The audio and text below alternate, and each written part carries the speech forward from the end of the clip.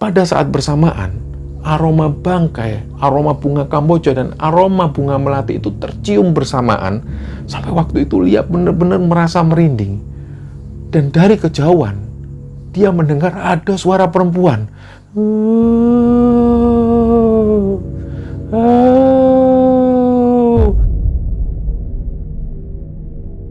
Sampai suatu ketika, 3 hari setelah kamar ini difungsikan, mulai ada kejadian-kejadian yang ganjil.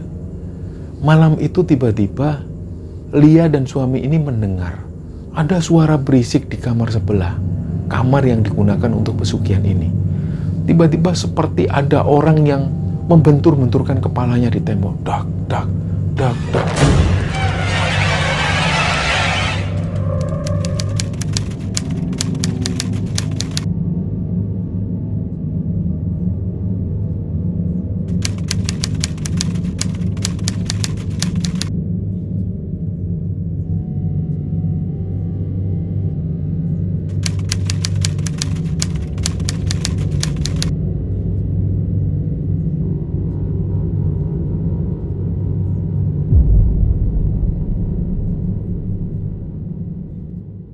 Bismillahirrahmanirrahim. Assalamualaikum warahmatullahi wabarakatuh.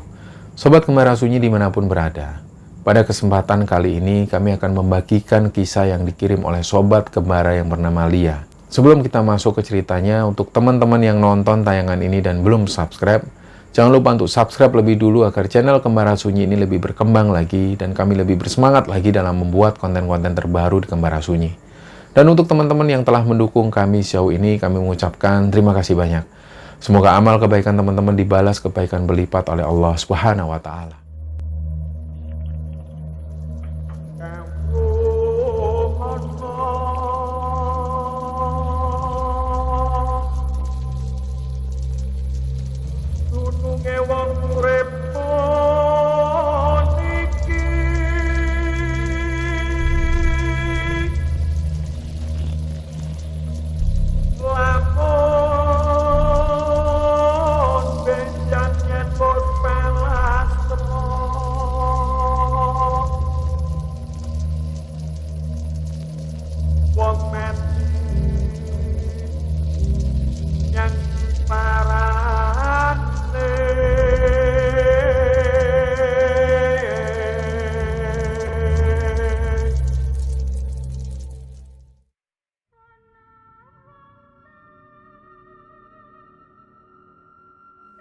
Cerita yang akan kami ceritakan kali ini adalah cerita tentang seseorang yang melakukan pesugihan.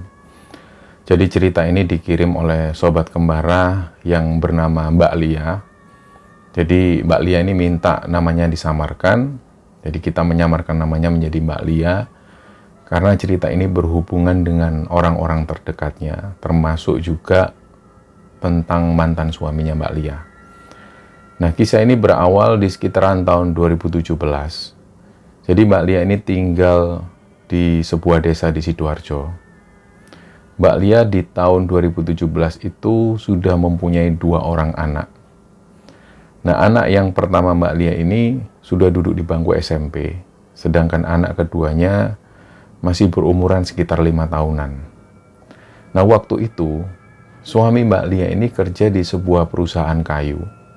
Dan suaminya ini sudah kerja di sana selama kurang lebih 5 tahunan.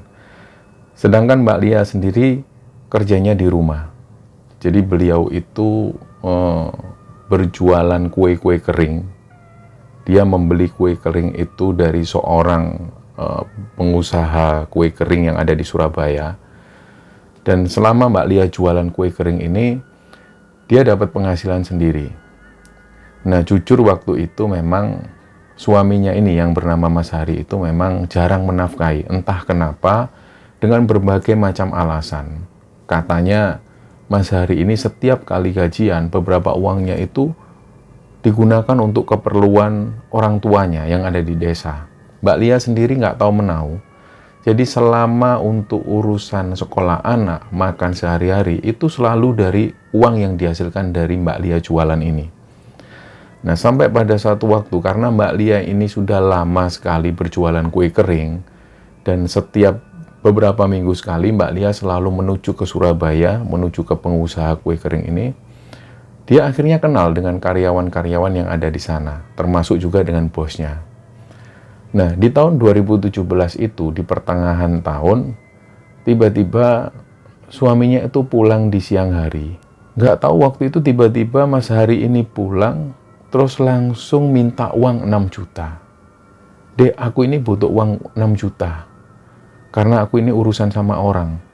Kalau hari ini aku nggak bisa bayar, nanti urusannya sama pekerjaanku. Aku bisa dikeluarkan dari pekerjaan. Nah, waktu itu tentu Mbak Lia ini kaget loh, Mas. Ini uang 6 juta itu bukan uang kecil, ini uang besar. Aku tuh nggak punya simpanan sebanyak itu. Lah kamu sendiri ini kerja gimana? Selama ini karena Mbak Lia tahu suaminya itu jarang sekali menafkahi. Dan tiba-tiba waktu itu suaminya minta uang 6 juta dengan alasan yang seperti itu. Mbak Lia akhirnya ngomong ke suaminya dan waktu itu suaminya ini marah-marah. Dan gak lama setelah itu suaminya keluar rumah, nggak tahu kemana, entah kembali ke tempat kerjanya atau seperti apa nggak tahu. Dan sore harinya ketika suaminya ini pulang lagi ke rumah, suaminya ini tanya lagi, gimana dek, sudah ada belum uangnya? Ini aku butuh. Nah waktu itu Mbak Lia ini juga nggak bisa jawab apapun karena dia sendiri nggak punya simpenan waktu itu. Singkat cerita, keesokan harinya, tiba-tiba Mbak Lia ini curiga. Dia itu pernah membelikan motor anaknya yang SMP. Memang motor itu dibeli bekas. Dan tiba-tiba pagi itu motor ini sudah nggak ada. Nah, karena curiga, waktu itu suaminya sudah berangkat kerja, dia cari STNK di laci. Ketika dicari, ternyata STN-nya nggak ada. Begitu dia masuk ke kamar, dia cari BPKB yang ada di dalam lemari. BPKB-nya ternyata juga nggak ada. Dari situlah Mbak Lia ini sudah mulai curiga. Dia langsung telepon ke suaminya, karena dia sudah yakin bahwa pasti sepeda motor ini dijual. Nah, setelah suaminya ini ditelepon, ternyata dari sini suaminya mengaku bahwa pagi itu memang ada temannya yang mau membeli sepeda motor itu dengan harga 4 juta. Ternyata suaminya ini sengaja jual motor anaknya itu untuk bayar hutang, dan hutangnya ini kurang 2 juta. Mbak Lia ini tanya lagi, Mas, sebenarnya kamu ini buat apa? Kok kamu sampai utang segitu banyak ini buat apa? Karena menurut Mbak Lia, uang 6 juta itu terbilang banyak. Selama Mbak Lia ini bekerja, dia jarang punya simpanan sebanyak itu.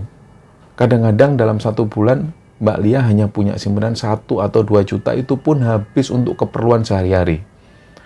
Nah, ketika suaminya ditanya seperti itu, suaminya cuma jawab, sudahlah kamu nggak usah ikut campur, yang jelas aku butuh uang. Kalau kamu nggak bisa ngasih uang ini, sudah kamu nggak usah banyak omong. Setelah itu Mbak Lia nggak tanya lagi dan mau nggak mau dia harus mengikhlaskan motor tersebut dijual. Padahal Mbak Lia sendiri yang membelikan motor ini dengan hasil kerja kerasnya sendiri, bukan suaminya.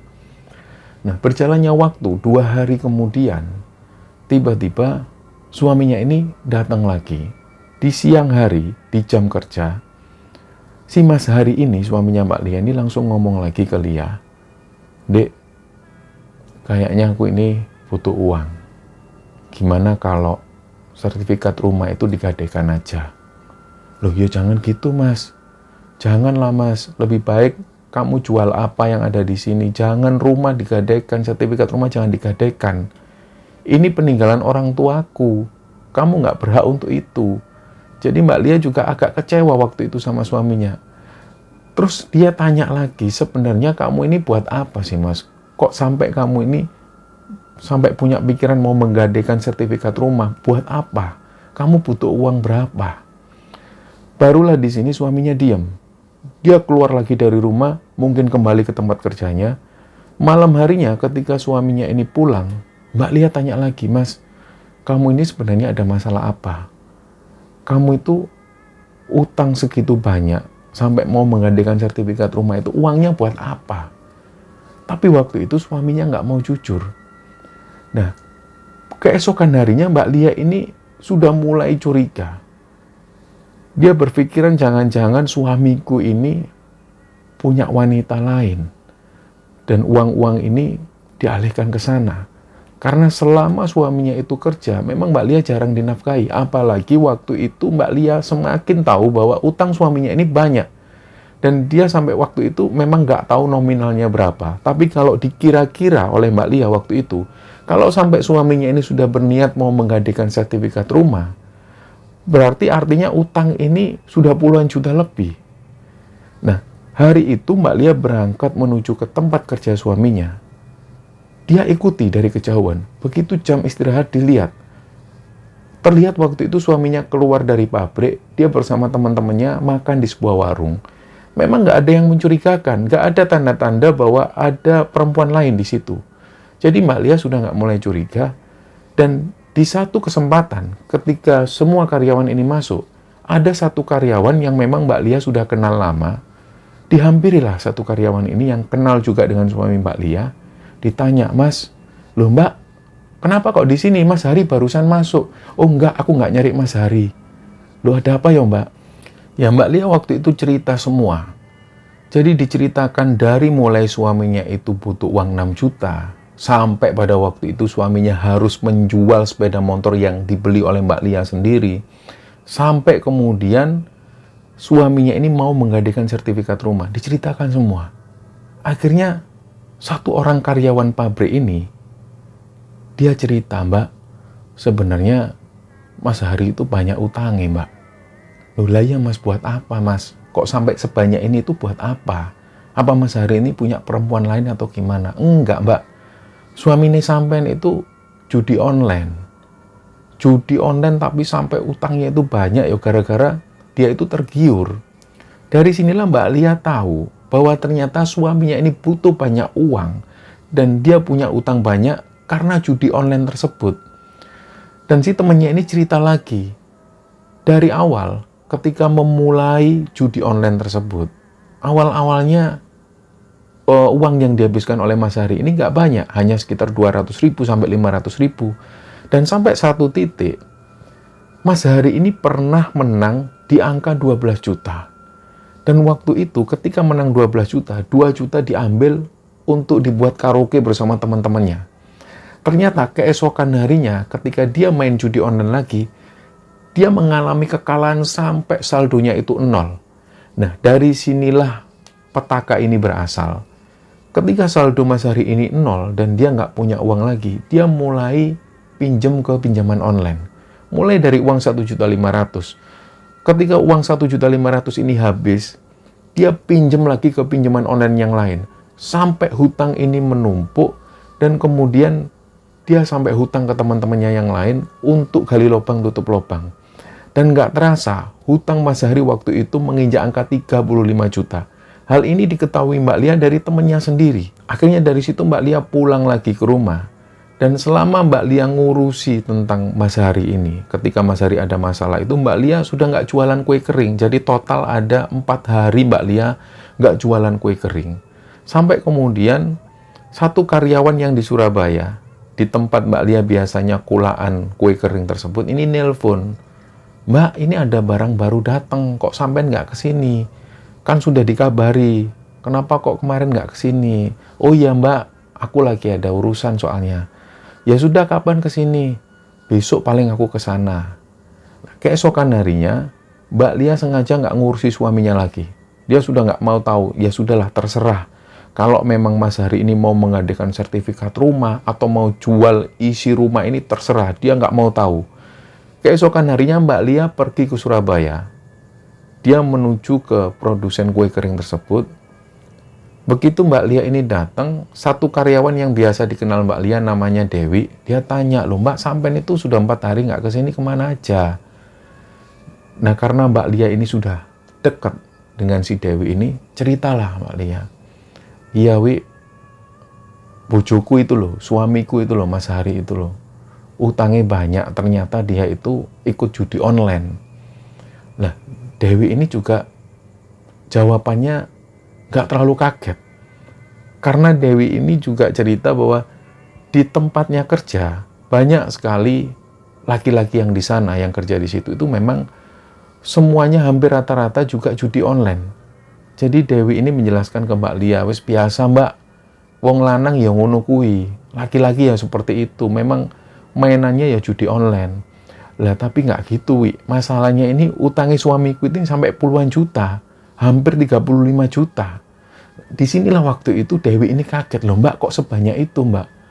Ya gitulah, Wi. Gali lubang tutup lubang. Lah terus sampean gimana Mbak? Cara ngelunasinya gimana? Yo kemarin motorku sudah dijual, Wi. Nggak tahu ini apa lagi yang harus dijual. Rencananya suamiku ini sampai mau ngadain sertifikat rumah. Nah, waktu itu Dewi ini nggak bisa ngasih solusi apa-apa. Dan setelah obrolan itu, Mbak Lia kembali lagi beraktivitas seperti biasa. Dia kulaan kue kering dan bawa pulang ke rumah. Sesampainya di rumah, dia kemasi kue-kue kering tersebut dan dikirimkan ke para pembeli. Nah, keesokan harinya, barulah Mas Hari ini ngomong empat mata dengan Mbak Lia. Dia mengakui semua perbuatannya. Karena ternyata Mas Hari ini sudah dilapori salah satu temannya bahwa Mbak Lia sempat datang ke tempat kerjanya dan menanyakan perihal hutang dari Mas Hari. Disitulah suami Mbak Lia ini terbuka semua. Dia minta maaf dan gak bisa berbuat apapun. Hutang ini harus segera dibayar karena beberapa hutang itu dia utang ke teman-temannya sendiri. Ada yang utang 2 juta, ada yang 5 juta, bahkan ada yang 10 juta. Dan beberapa pinjaman di pinjaman online. Total semuanya sekitar 34 juta sekian, hampir 35 juta. Nah, ketika mengetahui itu, Mbak Lia cuma ngomong ke suaminya itu, ya sudahlah Mas, kalau memang kamu sudah tahu seperti ini, stop, kamu gak usah main-main seperti itu. Nah, keesokan harinya suaminya pergi seperti biasa, pergi berangkat kerja. Ternyata di jam 3 sore, suaminya itu pulang dengan raut wajah yang kusut, terlihat seperti habis nangis. Mbak Lia tentu waktu itu kaget, loh kamu kenapa Mas? Terus suaminya ini duduk, Mas Hari itu duduk di kursi ruang tamu, dia diem, kayak orang linglung. Begitu ditanya lagi, kamu ini kenapa Mas? Kok kamu sudah pulang jam segini? Mas Hari ini tetap diem. Gak lama kemudian, Dek tolong ambilkan minum. Diambilkanlah minum oleh Mbak Lia. Setelah Mas Hari ini minum, barulah dia cerita, Dek, aku dipecat Dek dari perusahaan. Loh Mas, kenapa? Tentu kaget lah Mbak Lia. Kalau suaminya ini dipecat, nggak ada penghasilan lagi, terus mau kerja apa? Apalagi dengan situasi mereka yang lagi banyak hutang. Disinilah Mas Hari cerita bahwa ternyata pemilik perusahaan waktu itu, ini mengetahui bahwa Mas Hari ini sering sekali mengabaikan pekerjaannya di kala jam kerja untuk main judi online. Dan pemilik perusahaan itu tahu juga bahwa Mas Hari ini punya banyak hutang yang akhirnya mempengaruhi kinerja di sana. Hubungan masing-masing, terutama antara Mas Hari dengan teman-teman yang diutangi itu, mereka akhirnya agak bersih tegang di sana. Nah, karena situasi tersebut, akhirnya beberapa karyawan ini ada yang melapor ke atasan. Dia melaporkan bahwa Hari ini punya utang, Pak. Dan saya sudah nggak bisa lagi, saya nggak tahu lagi harus nagih kemana. Dan hal ini mempengaruhi proses kinerja saya. Ketika saya butuh apa-apa sama Mas Hari, urusan pekerjaan, dia selalu menghindar. Karena dia takut saya nagih utang. Padahal saya cuma butuh berkas atau kadang-kadang dia butuh sesuatu untuk diperlukan di pekerjaan mereka. Nah, karena laporan-laporan dari para karyawan ini, Mas Hari ini pun dipanggil. Dan akhirnya saat itu juga, langsunglah jatuh SP3 dan Mas Hari dikeluarkan dari pekerjaannya itu. Nah, setelah tahu bahwa suaminya itu dipecat dari perusahaan, Mbak Lia ini semakin shock. Dia semakin bingung harus ngapain lagi. Nah, 2 hari kemudian, Mbak Lia nggak datang ke Surabaya. Dia nggak jualan lagi. Telepon lagi lah si Dewi, Mbak ini barangnya sudah datang, kok kamu nggak ngambil? Apa mau dikirim atau gimana? Nggak usah Wi, aku aja yang ngambil Wi. Keesokan harinya Mbak Lia datang lagi ke Surabaya, dia ketemu lagi dengan Dewi, dan Dewi tanya lagi, gimana Mbak? Urusanmu sudah selesai apa belum? Belum Wi, ini malah semakin kacau. Loh kenapa? Yaitu Mas Hari ternyata dipecat dari perusahaannya. Ya Allah Mbak, kok bisa kayak gitu? Terus gimana? Terus nggak tahu Wi. Buntu aku benar-benar sudah nggak bisa mikir. Nah, pada satu titik, ketika Mbak Lia masih ada di tempat itu, Dewi ini memperhatikan terus. Mungkin karena Dewi ini kasihan sama Mbak Lia, dideketinlah Mbak Lia ini. Mbak, sudah Mbak, kamu nggak usah terlalu banyak mikir. Kalau memang kamu butuh uang cepat, Aku nggak bisa bantu, tapi aku bisa ngantar kamu ke satu tempat yang bisa menghasilkan uang dengan cepat. Di mana itu, Wi? Itu bank atau gimana? Kita pinjam ke orang atau gimana? Enggak, Mbak. Mungkin kamu juga pernah dengar. Ini nanti ritualnya ritual pesugihan. Tapi kalau kamu mau sih. Lah emang ada, Wi, tempat kayak gitu. Ada, Mbak, di desaku. Kalau sampean mau, ayo Sabtu besok, pas aku pulang ke desa, ikut aku. Nah, waktu itu karena hari Kamis, Mbak Lia yang dalam posisi dia kalut, dia bingung, sudah nggak bisa berpikir lagi. Akhirnya Mbak Lia mengiyakan, ya sudah, Wi. Terus Sabtu ketemuan di mana? Kita naik apa? Ya udah, Mbak, sama aku aja naik motor. Toh desaku juga nggak terlalu jauh. Nah, desa ini ada di Jawa Timur. Kita nggak akan sebutkan nama desanya karena khawatir akan menimbulkan kontroversi di kemudian hari. Jadi kita sebut desa ini adalah Desa Dukuh. Hari Sabtu, di sekitar jam 2 siang ketika Dewi ini pulang dari tempat kerjanya, Mbak Lia ini dijemput. Mereka akhirnya naik motor bareng menuju ke desanya Dewi. Ketika sampai di Desa Dukuh itu sekitar jam 4:30 sore, langsung menuju ke rumahnya Dewi. Pas sampai di rumahnya Dewi, Mbak Lia ini disuguhi makan. Jadi mereka makan-makan dulu dan di sela-sela mereka makan, ibunya Mbak Dewi ini keluar. Dan waktu itu ibunya Mbak Dewi ini langsung ngomong ke Lia, Mbak, hati-hati loh, kalau mau ngelakuin yang kayak gitu-gitu itu hati-hati. Karena orang-orang sini ini sudah banyak korbannya. Tapi kalau memang kamu yakin, nggak apa-apa sih. Yang penting jangan ragu-ragu. Nah, ketika ibunya Dewi ngomong seperti itu, Mbak Lia ini juga agak kaget. Loh, emang bener, Wi? Alah, Mbak, sudah, nggak usah khawatir. Pokoknya kalau sampean yakin, dan sampean ini kan butuh, sudah nggak usah khawatir. Nah, setelah mereka ini makan, Dewi ini keluar. Nggak seberapa lama Dewi keluar, Dewi kembali dengan seorang bapak-bapak, usianya sekitar 55 tahun. Beliau inilah yang namanya Pak Sabar. Jadi Pak Sabar ini adalah penduduk asli sana. Dulu memang Pak Sabar ini bertugas sebagai seorang kuncen di makam keramat tersebut. Makam keramat ini yang ada di Desa Dukuh itu memang dulunya digunakan sebagai tempat untuk mencari pesugihan. Nah, Pak Sabar ini langsung terang-terangan tanya butuh uangnya berapa dan kira-kira sanggup ngasih apa. Karena Mbak Ria ini sama sekali tidak pernah mengikuti prosesi ritual pesugihan seperti ini, jadi dia agak bingung. Jadi nanti kamu, Mbak, datang ke makam keramat itu sendirian, kamu melakukan ritual ini sendirian, tanpa ditemani siapa-siapapun. Saya nunggu di sini. Jadi sampai datang ke sana, setelah nanti sampai mendapat petunjuk, sampai boleh pulang. Nah, petunjuk itu biasanya bisa menyerupai apapun. Itu nanti sampai yang bisa mengerti hal itu. Jadi saya nggak ngerti, sampai yang lebih paham karena sampai yang melakukan ritual ini. Dan setiap orang itu akan mengalami situasi yang berbeda. Jadi kamu nanti rasakan sendiri. Kalau kamu nanti ketika di sana kamu merasakan sesuatu yang menurutmu itu sebuah kode, ya sudah, kamu balik lagi ke sini, kamu pulang.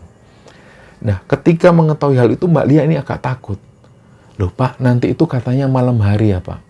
Loh, iya, memang harus malam. Kalau nggak malam nggak bisa. Lah, terus nanti saya sendirian di pemakaman itu gimana, Pak? Ya makanya saya tanya dari awal, kalau sampean yakin, sampean berangkat. Kalau memang nggak yakin, ya sudah, berhenti dari sini. Mbak Lia teringat lagi bahwa dia butuh uang banyak, dan dia sudah buntu, nggak bisa mikir apapun. Dia akhirnya menyatakan, ya Pak, saya siap. Ya sudah, nanti malam, sekitar jam 11:30 malam, mudah-mudahan kalau nggak hujan, kita langsung mulai. Nah, waktu itu sekitar jam 8:30 malam. Jadi mereka menunggu sampai di sekitar jam 11:30 malam.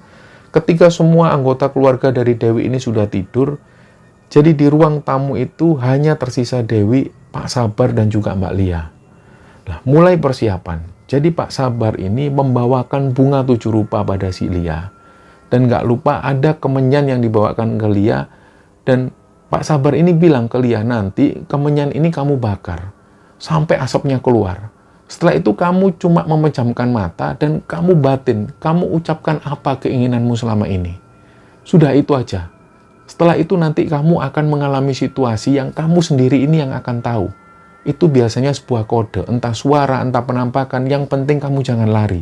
Itu kuncinya. sebelum malam ritual ini dilakukan, sore itu Dewi ini sempat ngajak Lia menuju ke tempat pemakaman keramat tersebut.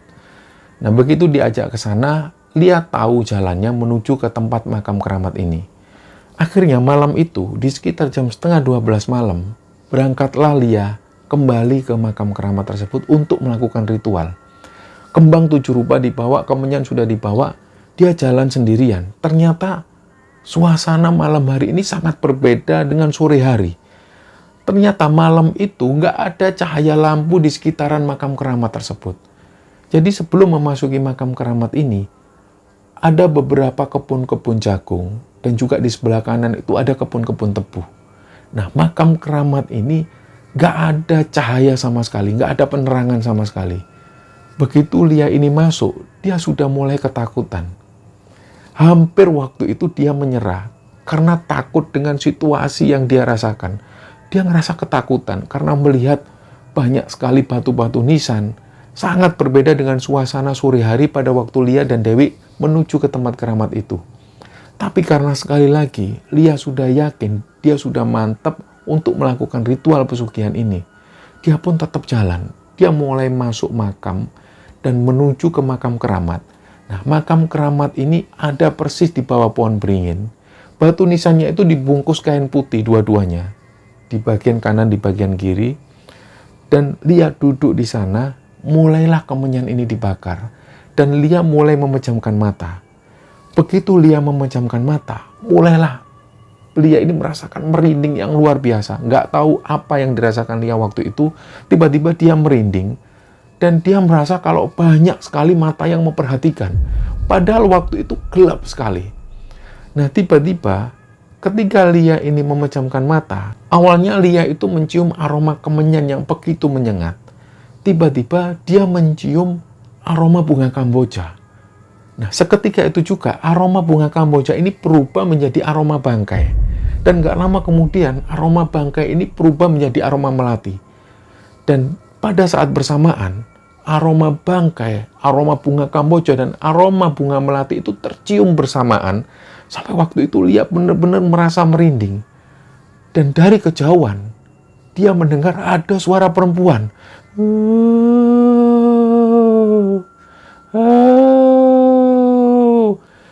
Waktu itu Lia ini sudah nggak kuat. Dia mau beranjak dari tempat duduknya. Tapi dia ingat lagi. Dia ingat kata-kata Pak Sabar. Apapun yang terjadi, jangan lari. Sampai kamu benar-benar menemukan kode, sampai kamu diberikan petunjuk. Jadi Lia tetap bertahan. Dan begitu Lia tetap bertahan, suara perempuan ini masih terdengar. Lama-lama mendekat. Nah, suara perempuan yang tadinya menjauh tiba-tiba mendekat dan Lia merasa bahwa perempuan ini ada persis di depannya Lia. Nah, waktu itulah Lia itu tiba-tiba hilang kesadaran. Dia ngeblank, nggak tahu lagi apa yang dipikirkan. Dia nggak ingat apapun dan dia buka mata. Sudah ada perempuan pakai baju kebaya. Dia itu duduk bersimpu menghadap ke arah Lia. Terus si Lia ini diem karena dia takut. Sebenarnya penampakan dari wujud perempuan ini nggak menyeramkan. Dia layaknya seperti wanita pada umumnya, sekitar umuran 40 tahunan. Jadi si perempuan ini duduk bersimpu, terus dia tanya, "Kowe lapo neng kene bengi-bengi? Kamu ngapain di sini malam-malam?" Nah, waktu itu Lia ngomong ke perempuan ini, "Maaf mbak, saya nggak terlalu bisa bahasa Jawa. Kamu itu loh ngapain malam-malam kesini?" Sambil dagunya Lia ini dipegang. "Anu mbak, saya ini butuh uang. Saya butuh uang banyak untuk melunasi utang-utang suami saya." "Ya wis, aku melok kowe ya. Aku ikut kamu ya. Tapi kamu jangan lupa ya. Tiap hari Selasa Pahing, kamu harus nyiapin aku makanan ya. Sama kembang 7 rupa. Pokoknya aku mau tempatku itu wangi. Kamu harus bikin tempatku itu wangi, dan setiap Selasa Pahing kamu harus ngasih aku makanan. Mau ya?" Dia sambil melotot ke arah Lia. Waktu itu Lia bilang, "Iya mbak, mau mbak. Ya wis, mulai saiki aku melo kowe. Mulai sekarang aku ikut kamu." Nah, setelah itu yang tadinya Lia ini ngeblank, dia nggak sadarkan diri. Tiba-tiba dia kembali sadar. Dia langsung sadar bahwa saat itu dia posisinya ada di makam keramat. Dia sadar, loh, aku kan ada di makam keramat. Dia buka mata, ternyata kondisi ini gelap. Perempuan yang dia lihat tadi ini nggak ada. Dari situlah Lia merasa bahwa ini ada yang aneh. Dia pun keluar dari makam, langsung dia agak lari-lari kecil menuju kembali ke rumahnya Dewi. Begitu sampai di sana, melihat kedatangan Lia, Pak Sabar itu langsung beranjak dari tempat duduknya. Gimana, Mbak? Sudah dapat? Lah, Lia ini badannya gemetaran sambil ketakutan ngomong ke Pak Sabar. Pak, saya takut, Pak. Saya ketemu perempuan. Sudah, duduk dulu, duduk. Pak Sabar nyuruh duduk. Waktu itu Dewi ini sudah ketiduran. Dewi dibangunkan. Wi, bangun, Wi. Ini loh Mbak Lia sudah datang. Loh, gimana Lia? Kamu sudah dapat? Enggak, Wi. Aku ketakutan. Aku lari tadi. Soalnya ketemu perempuan.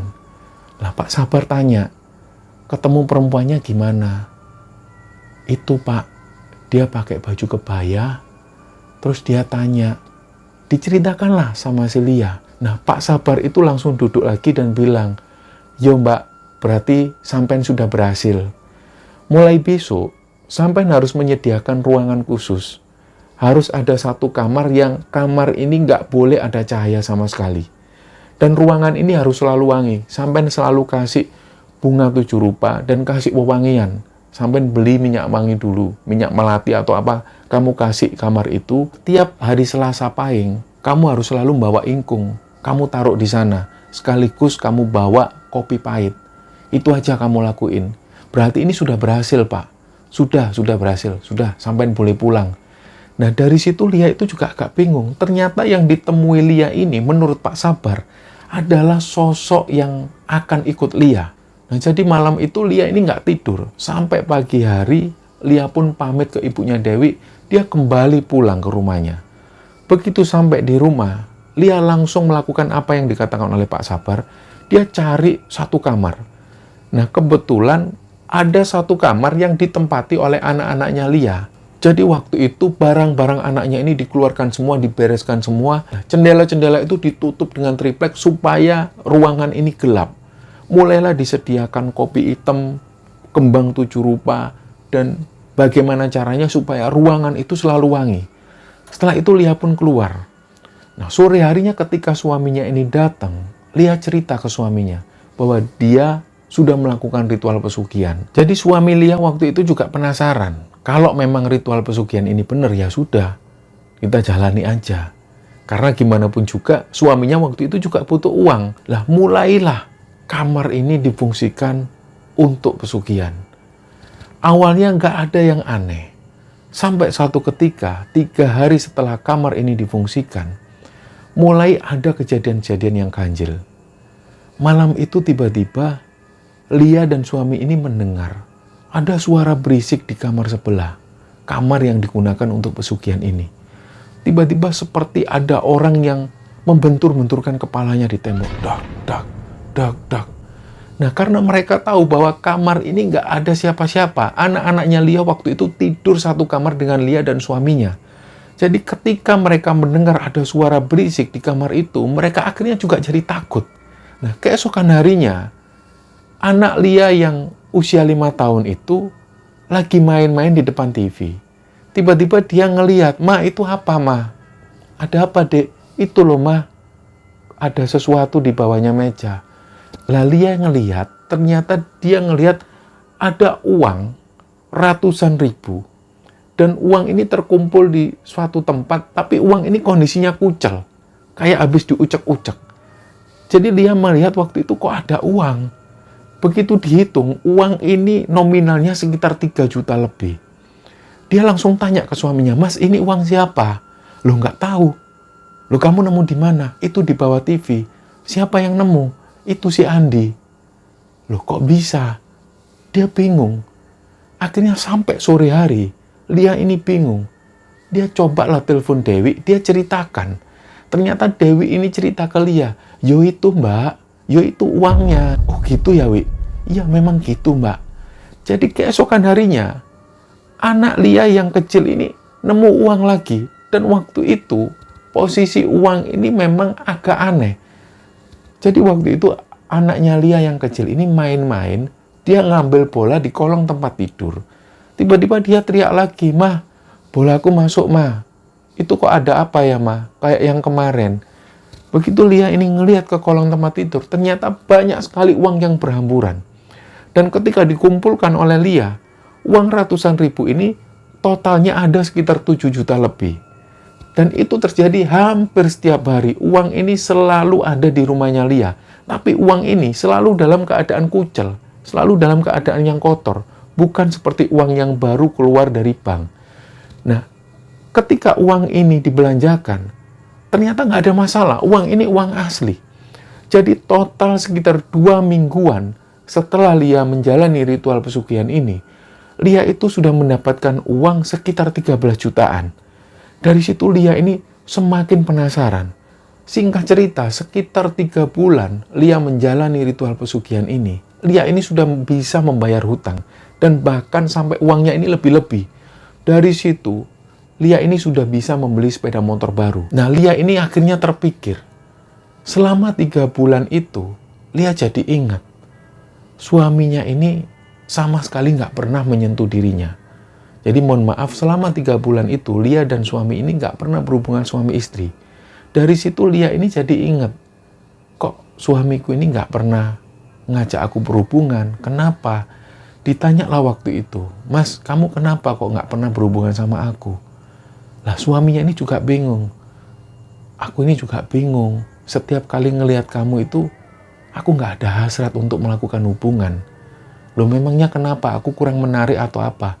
Nggak tahu. Nah, beberapa hari kemudian, suaminya ini jujur. Dia ceritakan semuanya. Jadi ketika pertama kali Lia membuat kamar pesugihan ini, suaminya itu mengalami sebuah kejadian yang aneh. Jadi waktu mereka ini tidur, tiba-tiba antara sadar dan nggak sadar, si Hari ini kayak orang yang mengigau. Dia tiba-tiba bangun, duduk di tempat tidur, dan dia langsung berdiri, keluar dari kamar, dan ngelihat kamar sebelah itu pintunya kebuka sedikit. Padahal, Lia itu selalu ngunci pintu tersebut, supaya anak-anak mereka nggak masuk ke kamar itu. Nah, waktu itu Hari ini ngelihat pintu kamar itu kebuka sedikit, dan dari dalam kamar, di celah-celah itu, Hari ini bisa ngelihat ada perempuan yang ngintip dari celah-celah pintu itu. Nah, sebenarnya itu dia tanya sama dirinya sendiri, "Aku ini kok jalan sendiri?" Tapi dia nggak bisa mengendalikan dirinya waktu itu. Langsung Hari ini masuk dalam kamar, dia ngelihat ada perempuan cantik. Dia pakai baju kebaya, dan waktu itu si perempuan ini senyum ke Hari. Dia langsung memeluk Hari dan ngajak Hari ini berhubungan. Setelah Hari ini merasakan kepuasan dan si perempuan itu juga merasakan kepuasan, Hari pun kembali ke tempat tidurnya dan dia tidur. Pagi harinya, ketika Hari ini bangun, dia merasakan lemes. Dan ketika dia melihat istrinya, dia sudah nggak bernafsu lagi. Dia sudah nggak ada hasrat. Jadi setiap kali Hari melihat istrinya, dia nggak pernah merasakan ingin berhubungan dengan istrinya. Nah, hampir setiap malam Hari selalu mengalami itu. Sebenarnya Hari ini sadar akan hal itu, tapi dia nggak bisa mengendalikan dirinya. Dan itu terjadi berulang-ulang sampai 3 bulan lamanya. Nah, disinilah Hari jujur. Dia cerita ke istrinya bahwa selama 3 bulan semenjak adanya kamar ini, Hari selalu berhubungan dengan perempuan ini, dan setiap kali Hari melihat istrinya, dia itu nggak bernafsu lagi. Seolah-olah dia nggak punya hasrat untuk berhubungan dengan istrinya. Mengetahui hal itu, Lia itu juga agak berpikir, kok jadi kayak gini? Singkat cerita, hal ini pun berjalan sampai 7 bulan. Dan dalam rentang waktu 7 bulan ini, Hari dan Lia sudah bisa beli tanah. Dia juga bisa beli mobil, HP baru, dan lain sebagainya. Sampai suatu ketika Lia ini sadar, ada yang berbeda dengan keluarganya. Selama ada kamar ini, selama dia menjalani proses pesugihan tersebut, anak-anaknya itu jarang sekali masuk sekolah. Dan Lia ini merasa, anak-anaknya itu selalu terlambat dalam pelajaran. Sebelumnya anak-anaknya ini dalam belajar nggak pernah mengalami kendala. Tapi waktu itu Lia ini jadi semakin sadar bahwa waktu itu anaknya ini sulit untuk menerima pelajaran. Sampai-sampai dia dipanggil oleh gurunya. Lia datang ke sekolah dan gurunya menjelaskan bahwa anaknya itu yang SMP, dia mengalami keterlambatan belajar dan bahkan sering nakal di sekolah. Nah, dari hal itulah Lia ini berpikir sebelum-sebelumnya anaknya ini nggak pernah seperti itu. Tapi kenapa kok akhir-akhir ini seperti ini? Nah, sampai Lia itu akhirnya juga berpikir, waktu itu memang ibunya Lia ini lagi sakit. Dan ketika ada di rumah, Lia itu selalu marah-marah ke ibunya. Bahkan Lia ini sempat membentak ibunya. Nah, padahal Lia itu nggak pernah sebelumnya melakukan hal ini. Nah, dari situ Lia mulai menyadari bahwa ada yang berbeda. Dan waktu itu, ketika Lia ini mendapatkan banyak uang, suaminya itu sering keluar malam. Dia sering ngajak-ngajak temannya karaoke. Karena mereka ini nggak mendapatkan uang dari hasil kerja. Mereka mendapatkan uang dari pesugihan tersebut. Sampai suatu saat, Lia ini ketemu seseorang. Ada tetangganya yang mulai berangkat pengajian. Nah, tapi tiba-tiba waktu itu tetangganya ini ngajak Lia untuk ke pengajian. Dia pun mengikuti. Pada saat dia mengikuti proses pengajian itu, pengajian yang dibahas adalah permasalahan dalam rumah tangga. Setelah pengajian ini selesai, Lia coba mendekati Ustadz. Dia tanya, dia ceritakan semua. Waktu itu Ustadz ini juga kaget. Karena ternyata Ustadz tersebut baru mendapatkan pertanyaan semacam ini. Di akhir perbincangan itu, sang Ustadz ini cuma ngasih saran ke Lia. Mbak Lia, kalau memang jenengan mau bertobat, taubatan nasuha, tinggalkan semua. Apapun resikonya, tinggalkan semua. Kalau memang harta yang sampai dapat dari pesugihan ini hilang semua, sampai harus ikhlas. Termasuk anak dan juga suami sampean. Dari situ Lia ini juga kaget ketika mendengar anak dan suaminya harus direlakan. Nah, Lia awalnya nggak terima. Kalau sampai harta yang dia dapat ini hilang, dia nggak ada masalah. Tapi kalau sampai anak atau suaminya yang hilang, nggak tahu dengan cara apa, tentu waktu itu Lia nggak bisa. Nah, setelah mendapat nasihat dari si Ustadz ini, Lia pulang. Dia ceritakan hal ini ke suaminya. Ternyata ketika Lia berbincang dengan suaminya ini malah marah. Kamu itu gimana? Kita sudah dalam keadaan susah, kita sudah dibantu seperti ini. Kamu malah mau meninggalkan yang kayak gini. Aku nggak mau. Ternyata suaminya nggak mau meninggalkan pesugihan itu. Nah, setelah hampir 2 minggu lebih, Lia dan suaminya ini bertengkar terus-terusan secara hebat. Puncak-puncaknya akhirnya Lia dan suaminya ini pun bercerai. Dari situlah Lia nggak tahu lagi kemana suaminya sampai hari ini. Nah, setelah perceraian itu, akhirnya Lia minta tolong ke saudaranya. Dia minta supaya diuruskan surat perceraian ini secara resmi. Dan waktu itu Lia sudah mulai bertobat. Barang-barang yang ada di kamar, mulai bunga 7 rupa dan lain sebagainya, ini semua dibuang oleh Lia. Malam harinya, Lia itu didatengin oleh sosok perempuan berkebaya ini. Dia datang, matanya melotot. Langsung si perempuan ini narik kakinya Lia. Dan waktu itu Lia merasakan sensasi yang seperti nyata. Jadi Lia itu kayak ditarik sosok perempuan. Waktu pertama kali Lia ketemu sosok perempuan yang baju kebaya ini, penampilannya itu cantik. Tapi pada saat itu, sosok ini wajahnya itu menyeramkan. Wajahnya hancur. Ditariklah kaki Lia. Sampai-sampai waktu itu Lia ini sempat jatuh dari tempat tidur.